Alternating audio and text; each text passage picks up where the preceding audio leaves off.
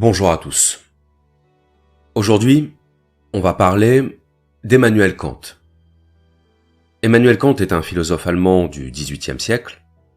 C'est un penseur majeur du mouvement des Lumières, et même un penseur majeur tout court, puisqu'il est celui qui va faire prendre un tournant à la philosophie occidentale, et après lequel on ne pensera plus de la même façon.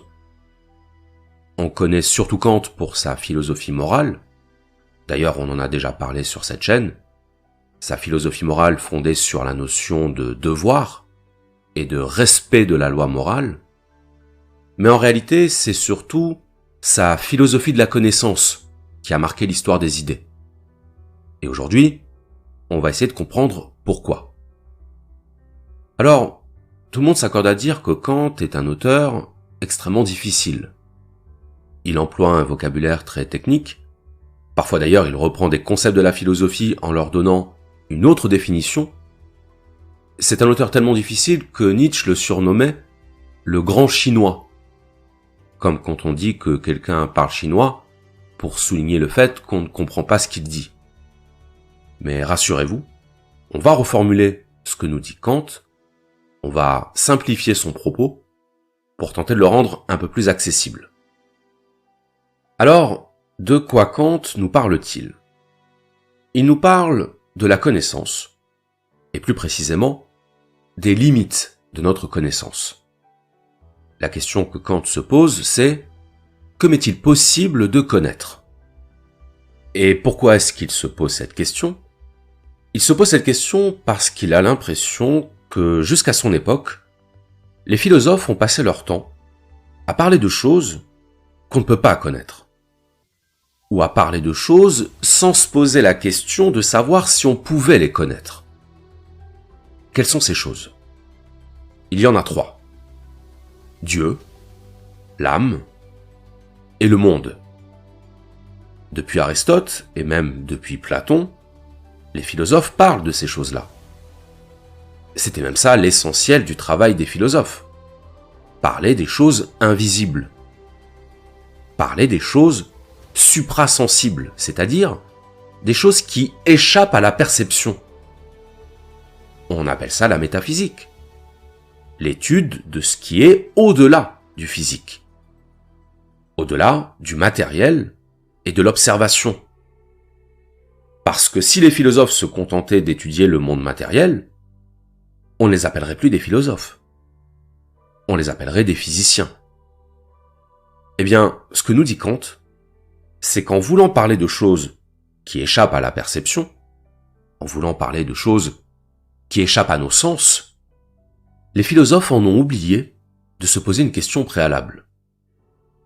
Est-il seulement possible de connaître ces choses-là ? C'est cette question qui va être l'objet de son grand ouvrage, La critique de la raison pure, un ouvrage qui va avoir pour objectif de définir les conditions de possibilité de la connaissance. Les conditions de possibilité de la connaissance, autrement dit, les limites structurelles de la connaissance. Ce que Kant appelle les limites a priori de la connaissance. Et quelles sont ces limites ? Eh bien, on va commencer par la première limite, qui est qu'on ne peut pas connaître les choses qu'on ne peut pas percevoir. Pour qu'il y ait connaissance, il faut qu'il y ait d'abord perception. Alors, on va préciser les choses par la suite, parce qu'en réalité, ce n'est pas aussi simple que ça, mais retenons déjà que, pour Kant, la perception est le fondement de la connaissance. C'est même la toute première phrase de son introduction. Je cite, « Que toute connaissance commence avec l'expérience, il n'y a là absolument aucun doute. » Donc cette phrase est très importante parce qu'elle signifie que quand on parle de choses qui sont hors du champ de l'expérience, hors du champ de la perception, on ne se situe pas dans la connaissance. On se situe dans la pensée, certes, mais pas dans la connaissance. Et Kant nous dit, il y a une différence entre penser une chose et la connaître. Il y a des choses qu'on peut penser mais qu'on ne peut pas connaître.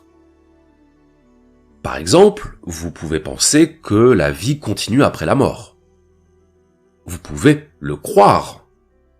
Mais fondamentalement, vous ne pouvez pas le savoir. Vous ne pouvez pas le prouver.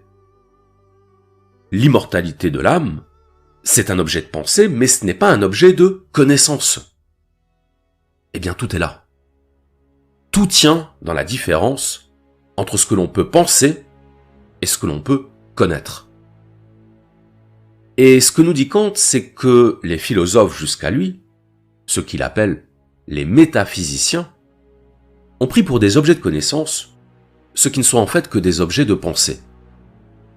Et c'est ça, selon Kant, l'erreur fondamentale de la métaphysique. La spéculation. Les philosophes spéculent. Ils font des raisonnements hors sol. Des raisonnements qui sont parfois très complexes et très subtils, mais qui restent dans le champ purement spéculatif. Des raisonnements qui flottent dans l'air. Ils ne sont pas adossés à une réalité observable. Et ça, c'est problématique. Pendant des siècles, on a trouvé ça normal de parler de choses qui échappent à nos sens. Mais Kant nous dit, non. Stop. On arrête. On arrête avec ça. Ça suffit de parler de choses qu'on ne connaît pas.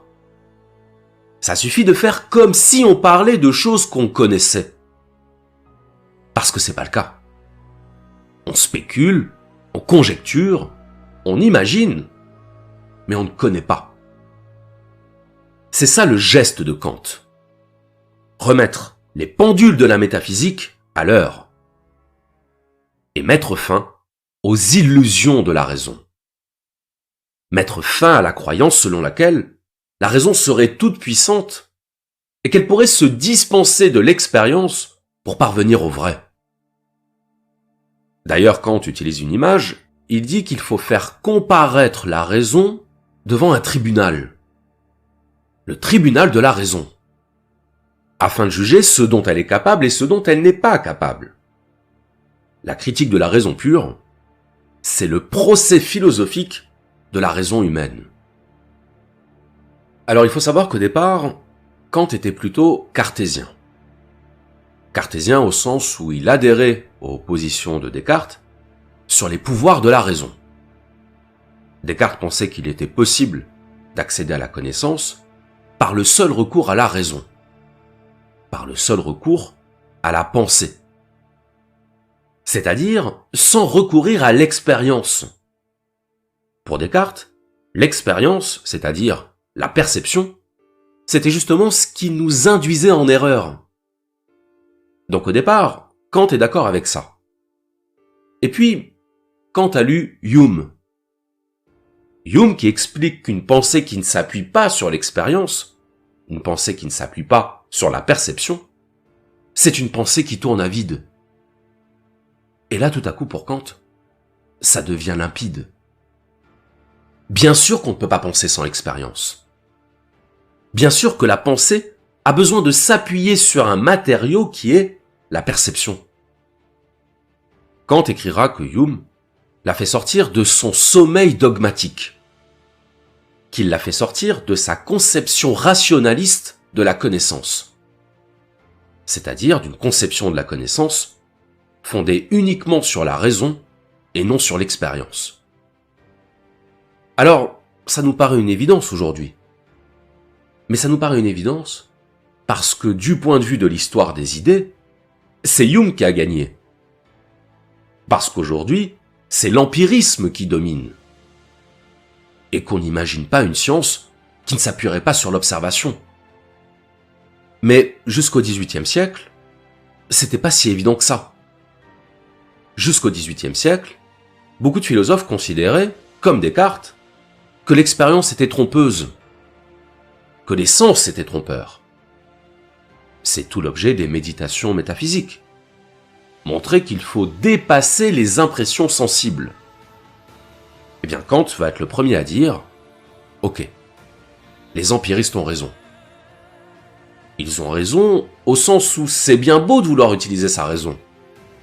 Mais utiliser sa raison sur rien d'autre qu'elle-même, ça suffit pas. Il faut des supports de la connaissance rationnelle. Et ces supports de la connaissance rationnelle, ce sont les objets sensibles. Les objets dont on peut avoir l'intuition sensible. Alors il faut savoir que chez Kant, l'intuition sensible, c'est l'autre nom de l'expérience sensible. Le mot intuition n'a pas la même signification chez Kant que chez les autres philosophes, et même que dans le langage courant. Les objets qu'il y a autour de vous, vous les percevez, vous percevez leur forme, leur taille, leur couleur, vous en avez l'intuition sensible. Eh bien ce que nous dit Kant, c'est que les seules choses qu'on peut connaître, ce sont les choses dont on peut avoir l'intuition sensible, c'est-à-dire les choses observables. Donc ça, c'est la première étape de la réflexion de Kant sur la question de la connaissance. La deuxième étape de son raisonnement, ça va être de se demander, mais ce que je perçois, ce dont je peux avoir l'intuition sensible, est-ce que c'est bien la réalité ? Est-ce que c'est la réalité ? Ou bien est-ce que c'est la manière dont la réalité m'apparaît ? Dont la réalité apparaît à mes sens ? Évidemment, la réponse est dans la question. Dire « est-ce que le monde tel que je le perçois correspond bien au monde réel ou seulement au monde tel que je le perçois ?» c'est une tautologie. Mais c'est une tautologie fondamentale. Et ça, c'est quelque chose qui n'avait pas encore été exploré par les philosophes à l'époque de Kant. L'idée qu'il n'y a pas identité, qu'il n'y a pas équivalence entre le monde réel et le monde tel que je le perçois. Et tel que je le perçois, ça veut pas dire seulement tel que moi je le perçois. Ça veut dire tel qu'on le perçoit. Tel que l'être humain le perçoit. Parce que, c'est bête à dire, mais notre perception du monde, rien ne dit qu'elle corresponde à la réalité du monde. Je vais prendre un exemple tout bête. Les couleurs. Les choses qu'on perçoit comme étant bleues, est-ce qu'elles sont réellement bleues ? Est-ce qu'elles sont intrinsèquement bleues ? Ou bien est-ce que ce sont nos yeux qui nous les font voir comme étant bleus ? Et c'est pas du tout idiot comme question, parce qu'on sait aujourd'hui qu'il y a des tas de choses qu'on perçoit d'une certaine manière, non pas parce qu'elles sont réellement ainsi, mais parce que notre perception est réglée d'une certaine manière. On ne voit pas les infrarouges, pourtant ils existent. On ne voit pas les ultraviolets, pourtant ils existent. Certains animaux perçoivent les couleurs différemment. Pourquoi ? Parce que d'une espèce à l'autre, les organes de la perception ont des différences. Nous, par exemple, les êtres humains, on perçoit 3 domaines de couleurs. Le rouge, le vert et le bleu. Parce que nous avons 3 types de cônes. Chaque type de cône correspondant à un domaine de couleur. Donc, ce que nous voyons lorsque nous avons l'intuition sensible d'un objet, c'est cet objet filtré par nos cônes. Nos organes sensoriels filtrent le monde. Et donc, lorsque nous parlons du monde, nous parlons en fait du monde en tant que nous le percevons à travers un filtre. Nous ne parlons pas du monde, mais de ce qui nous apparaît du monde. Nous ne parlons pas du monde, mais du filtre qui s'intercale entre nous et le monde. C'est toute la différence entre ce que Kant appelle la réalité phénoménale et la réalité en soi. La réalité phénoménale, c'est la réalité telle que nous la percevons. Phénomène, ça veut dire ce qui nous apparaît, ce qui se manifeste. La réalité en soi, c'est la réalité indépendamment de notre perception. Oui, mais c'est bien gentil la réalité indépendamment de notre perception, mais la réalité est toujours dépendante de notre perception. la réalité indépendamment de notre perception, c'est une réalité à laquelle, par définition, nous n'avons pas accès. Donc comment pourrait-on connaître quelque chose à quoi nous n'avons pas accès? Il est là le problème. Et c'est pas juste un jeu de la pensée. C'est pas juste jouer avec les mots et dire « la réalité n'est pas réelle et on est des génies parce qu'on l'a compris ». C'est pas ça. C'est simplement de dire « on ne peut rien dire du monde en dehors de ce que nous percevons du monde ». C'est une limite structurelle. Une limite a priori. Il y a une illustration de cette idée que j'aime bien utiliser, c'est l'exemple de la pomme. Une pomme verte. De quelle couleur est une pomme verte? Vous allez me dire, elle est verte. Oui, elle est verte.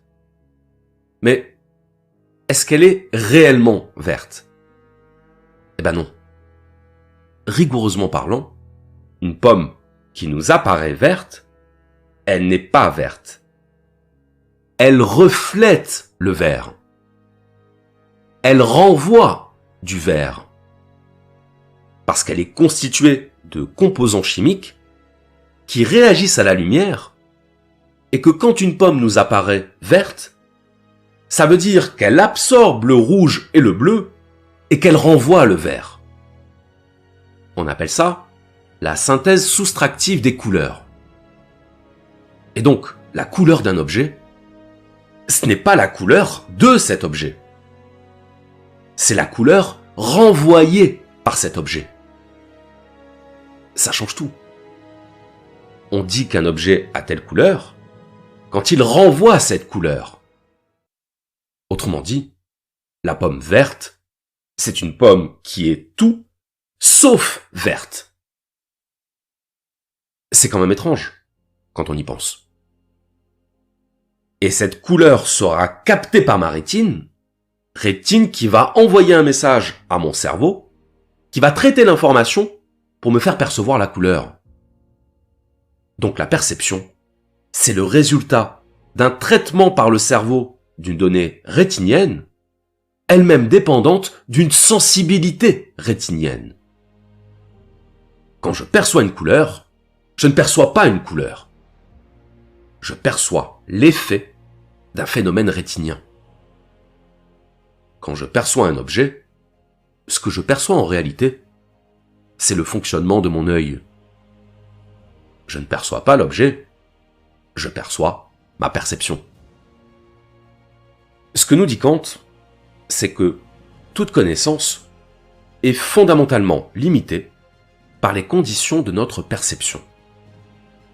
Toute connaissance est conditionnée par les structures de la perception.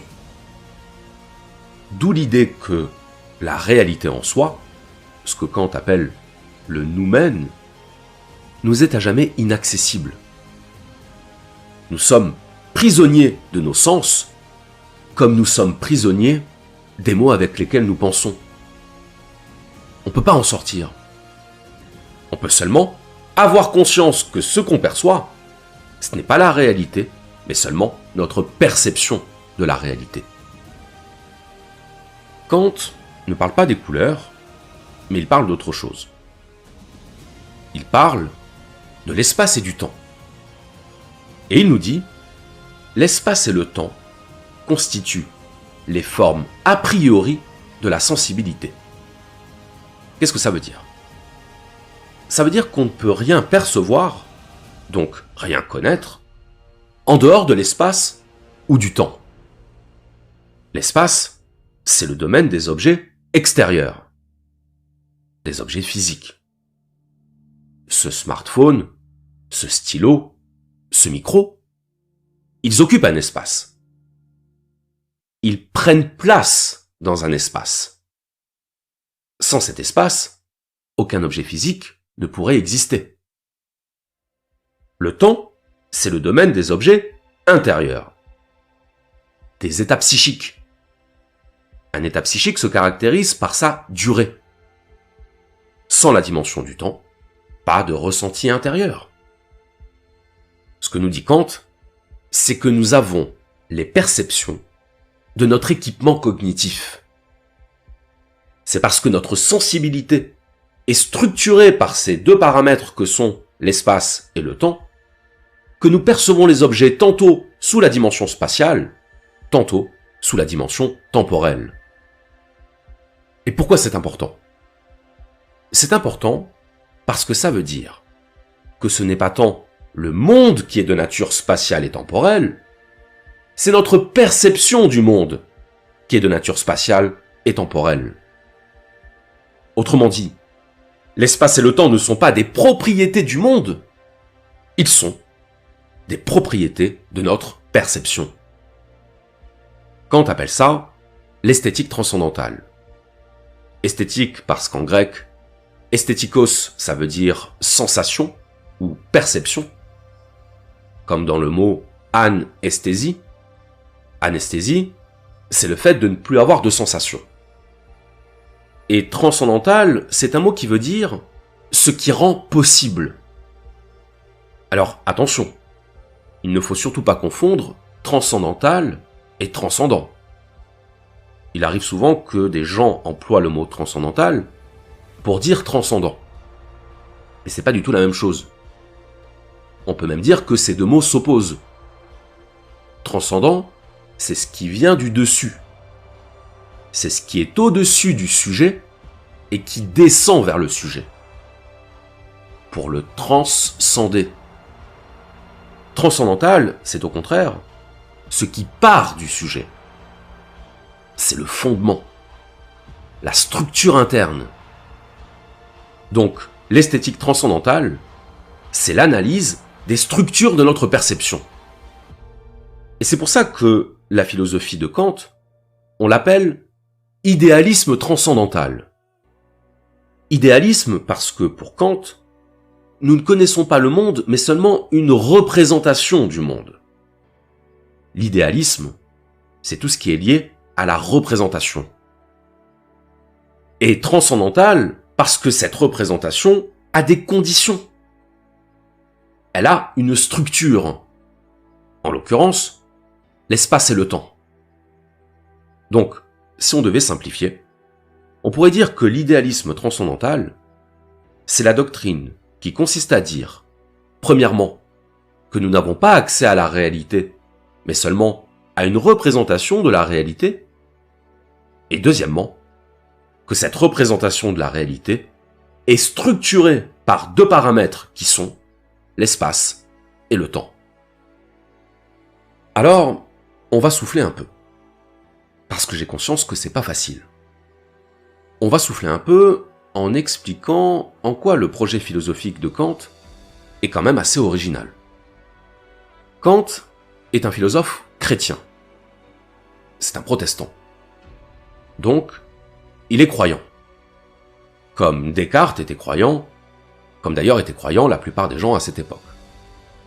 Et pourtant, Kant dira, on ne peut pas prouver l'existence de Dieu. On ne peut pas la prouver. C'est pas banal. Un philosophe croyant qui dit lui-même qu'on ne peut pas prouver l'existence de Dieu. Autant se tirer une balle dans le pied. Bah non, parce qu'en fait, Kant est juste honnête. Et il est cohérent. Parce qu'il est conscient qu'entre le domaine de la raison et le domaine de la foi, il y a un fossé. Pascal l'avait d'ailleurs dit avant lui. Pascal disait, vouloir démontrer l'existence de Dieu, c'est vouloir démontrer l'indémontrable. Ça n'a pas de sens. Dieu est ce qui échappe aux outils de la rationalité. Donc c'est peine perdue.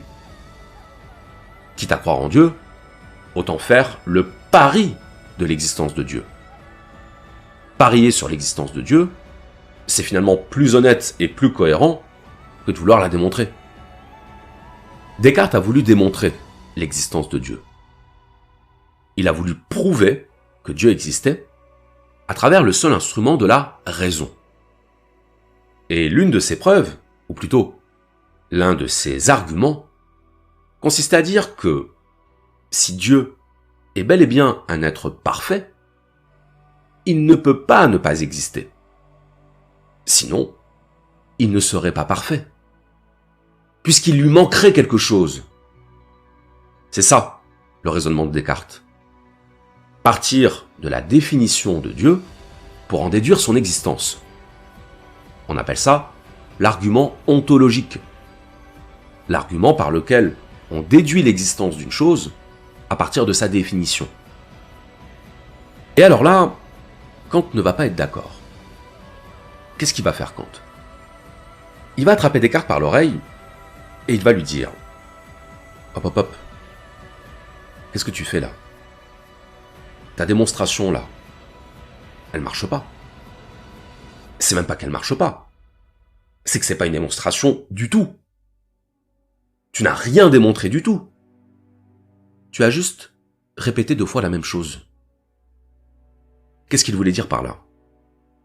Il voulait dire que quand on définit quelque chose, par exemple Dieu, comme étant parfait, le fait de dire qu'il existe parce qu'il est parfait, ça revient seulement à répéter qu'il est parfait.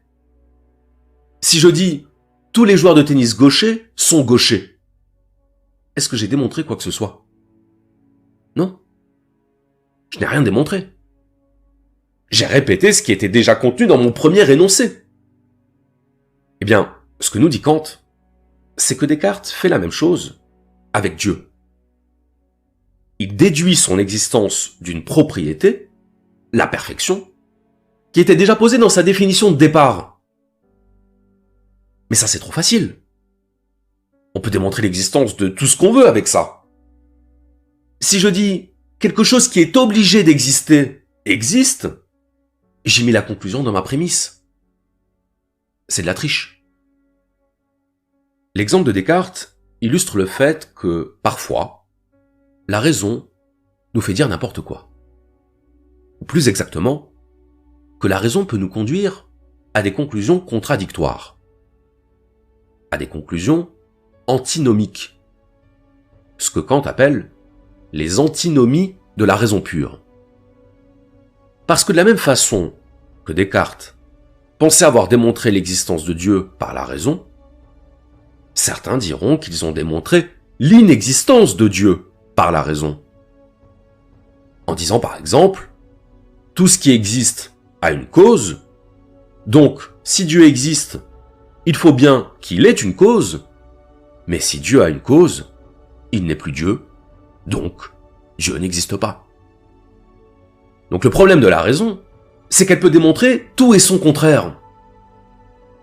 Elle peut démontrer que Dieu existe, comme elle peut démontrer que Dieu n'existe pas. Elle peut démontrer que nous sommes libres, comme elle peut démontrer que nous sommes déterminés. Et si la raison peut démontrer une chose et son contraire, c'est qu'il y a un problème avec la raison. C'est qu'on ne peut pas entièrement se fier à la raison. Qu'elle a des limites. Et là, il faut bien voir ce que l'analyse de Kant signifie. Elle signifie la destitution de la raison de son piédestal. La raison n'est plus le juge suprême du vrai. Donc ce que nous dit Kant, c'est que non seulement notre perception a des limites, notre perception ne nous permet pas d'accéder à la réalité en soi. Mais en plus, la raison elle-même a des limites. Or, la connaissance étant le produit de la perception et de la raison, quand on arrive à cette conclusion que la connaissance est doublement limitée. Limitée par les limites de notre perception et par les limites de notre raison. Et de la même façon qu'il existe une structure de la perception, ce que Kant appelle les formes a priori de la sensibilité, il existe une structure de la raison que Kant appelle les formes a priori de l'entendement. Donc on va voir ce que ça signifie, mais avant ça, juste une petite remarque pour bien souligner en quoi le projet de Kant constitue ce qu'on appelle un projet critique. Kant fut le premier philosophe qui a cherché non pas à expliquer comment connaître, mais à expliquer ce qu'il était impossible de connaître. C'est pour ça qu'on parle parfois du criticisme kantien. La philosophie comme approche critique de la connaissance. Et si c'est aussi important, c'est parce que c'est ce qui a donné naissance à l'épistémologie, c'est-à-dire à l'étude des conditions de possibilité de la connaissance, une branche de la philosophie des sciences. Donc, après Kant, on ne pense plus de la même façon parce qu'on pense l'esprit humain en termes de limites, en termes de défaillance. Il ne s'agit plus de dire « voici ce qu'est le monde », il s'agit de dire « voici ce qu'est le sujet pensant ».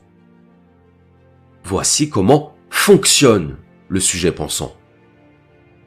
Et voici pourquoi le sujet pensant s'illusionne quand il pense être capable de connaître le monde. Donc je ferme la parenthèse pour en revenir à ce que je disais juste avant, à savoir les formes a priori de l'entendement.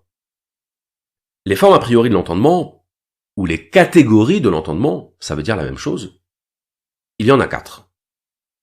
La quantité, la qualité, la relation et la modalité. Autrement dit pour Kant, tous les objets que votre entendement est capable de concevoir, il ne peut les concevoir que sous ces catégories. Vous ne trouverez pas une catégorie, vous ne trouverez pas un concept de la raison qui échappe à ces catégories. Il n'y a rien de pensable hors de ces catégories. Ce serait comme vouloir imaginer une nouvelle couleur. C'est pas possible. Et bien là, c'est la même chose, mais pour l'entendement.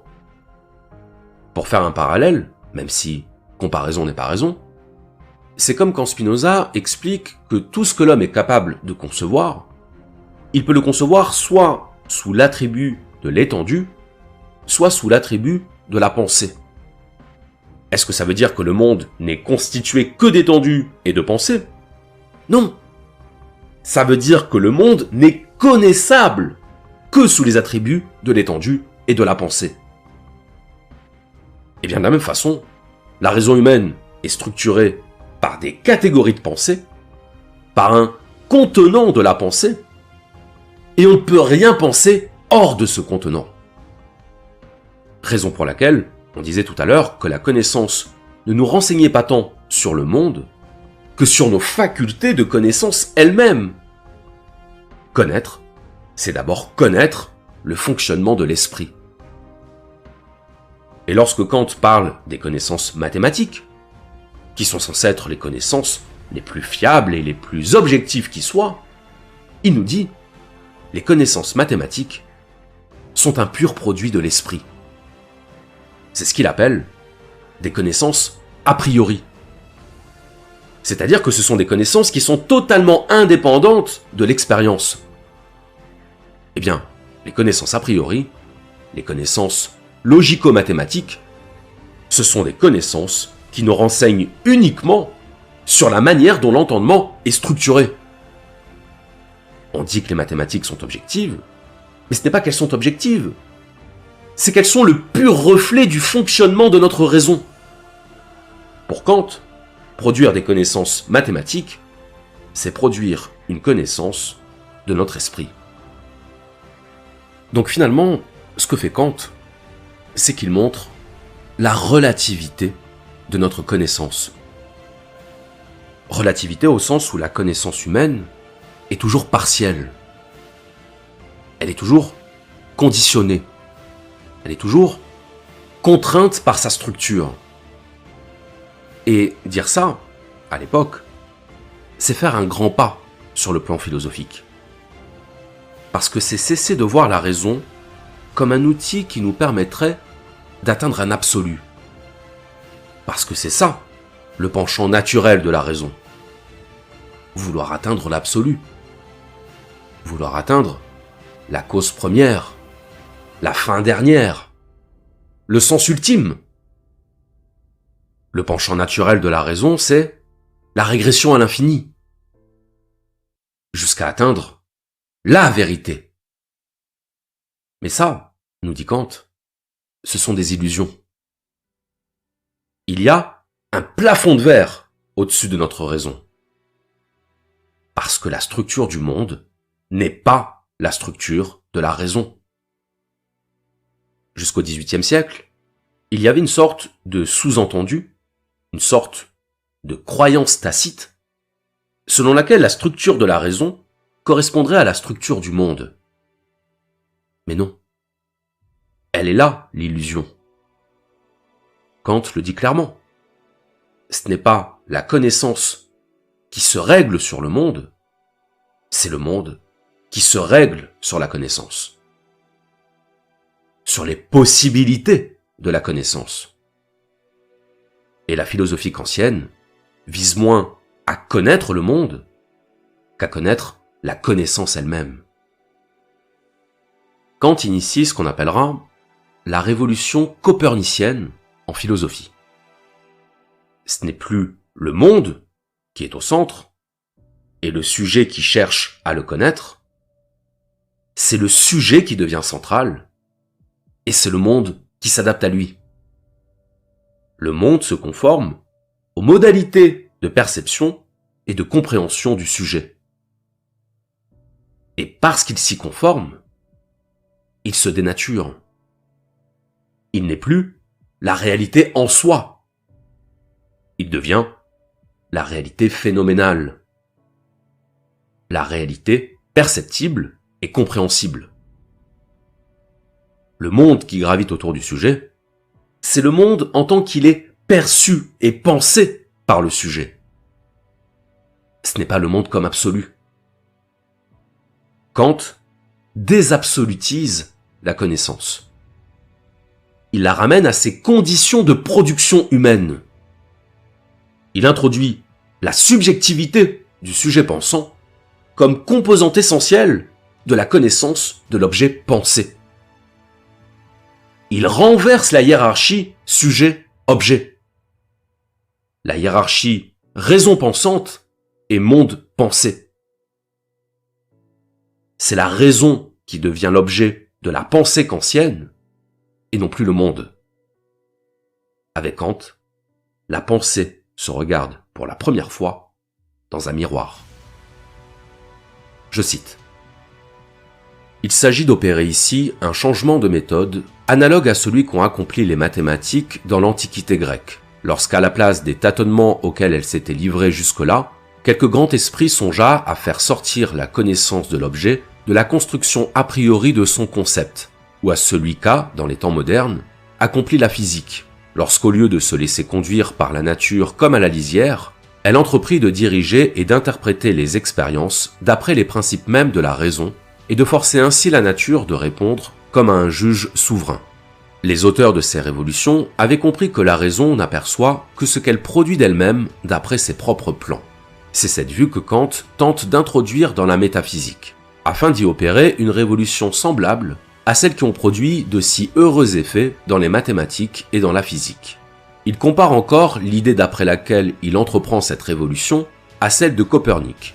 Celui-ci, voyant qu'il ne pouvait venir à bout d'expliquer les mouvements du ciel en admettant que toute la multitude des astres tournait autour du spectateur, chercha s'il ne serait pas mieux de supposer que c'est le spectateur qui tourne et que les astres restent immobiles. De même, au lieu de supposer, comme on l'a fait jusqu'ici, que toutes nos connaissances se règlent sur les objets, Kant suppose que ce sont au contraire les objets qui se règlent sur notre connaissance. Il pense pouvoir résoudre ainsi ce problème, qui est la première question, et comme une question de vie ou de mort pour la métaphysique. Comment une connaissance a priori des choses est-elle possible? La réponse se résume dans cette pensée, que Kant regarde comme la pierre de touche de la nouvelle méthode. C'est que nous ne connaissons a priori des choses que ce que nous y mettons nous-mêmes. D'où il déduit cette conséquence, contraire en apparence au but que poursuit la métaphysique, nous ne pouvons, avec cette faculté, dépasser les bornes de l'expérience possible, puisque la part que nous apportons a priori dans notre connaissance de la nature sert précisément à la rendre possible, et qu'en dehors de cet usage, elle ne saurait avoir de signification. Notre philosophie indique, comme contre-épreuve de la vérité de ce résultat, une sorte d'expérimentation qui a beaucoup d'analogies avec celle que les chimistes nomment souvent « essai de réduction ». Elle consiste à éprouver les principes a priori de la raison en les considérant successivement sous deux points de vue différents. D'un côté, comme nous faisant connaître les choses telles qu'elles sont en soi, de l'autre, comme nous les faisons connaître seulement telles qu'elles nous apparaissent, en vertu des lois a priori de notre esprit, ou, d'un seul mot, à titre de phénomène. S'il arrive que, dans le premier cas, il donne lieu à un véritable conflit de la raison avec elle-même, tandis que cette contradiction disparaît dans le second, il sera démontré que notre raison n'atteint que des phénomènes, sans pouvoir s'étendre aux choses en soi, lesquelles, bien que réelles en elles-mêmes, nous restent inconnues. Depuis le XVIIIe siècle, l'homme a pris conscience de ses limites. Il a pris conscience que le monde n'était pas tel qu'il se le représentait, et qu'avant de vouloir connaître le monde, il fallait d'abord commencer par se connaître soi-même. Kant fut l'initiateur de ce projet. Ce projet d'autocritique de la raison humaine, une raison qui reconnaît désormais son caractère faillible, sa partialité, sa relativité, et qui appelle à ne pas tout miser sur elle, à ne pas lui faire tout endosser.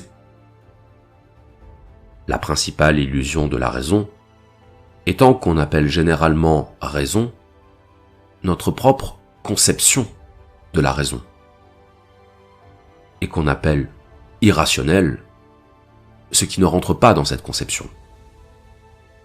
Si la connaissance est quelque chose qui nous tient à cœur, et que la raison est notre seul moyen d'y parvenir, espérons que tous les êtres qui en sont dotés reconnaissent qu'une autre raison est possible. Je vous remercie.